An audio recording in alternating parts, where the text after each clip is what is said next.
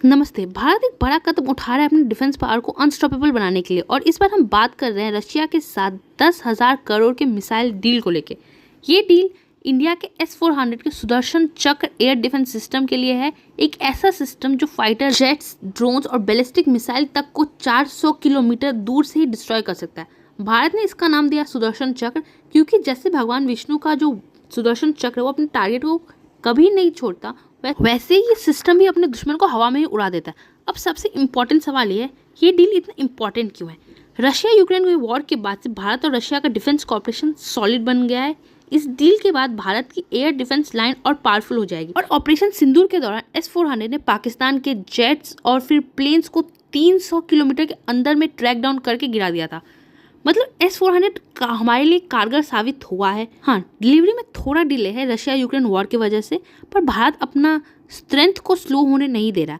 एक news Twitter पे बहुत ज़्यादा ही वायरल हो रहा है कि CIA was trying to kill our PM Narendra Modi in China के SCO summit. I am not sure कि बात कितना हद तक सही है। मैं बहुत दिन से इसे देख रही थी, but I was not sure कि मुझे कवर करना चाहिए कि नहीं, बट तब भी मैं इसको आज कवर कर रही हूँ। अब डॉट्स अगर ज्वाइन करिएगा ना, तो पूरी दुनिया की नज़र थी चाइना पे, रशिया, भारत और चाइना के हेड ऑफ स्टेट्स के ऊपर।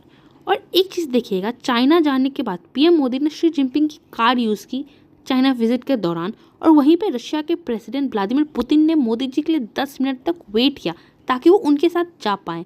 और उसके बाद बांग्लादेश के 5 स्टार होटल में एक अमेरिकन एजेंट की डेड बॉडी मिली।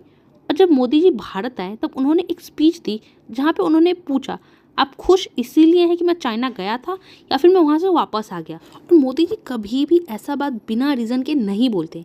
किसी भी वर्ल्ड लीडर की बात का एक वैल्यू होता है। मैं यहाँ पे ट्रम्प की बात नहीं कर रही हूँ जो बिना प्रूफ के कुछ भी बोल देता है, लेकिन अगर आप सच में सब डॉट्स को ज्वाइन करिए तो कुछ तो बात भगवान ना करे और चाइना में कुछ ऊंच नीच हो जाती तो भारत और चाइना का रिश्ता और ख़राब हो जाता।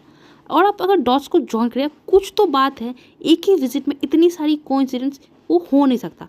कुछ तो बात ज़रूर है जो हमें पता नहीं।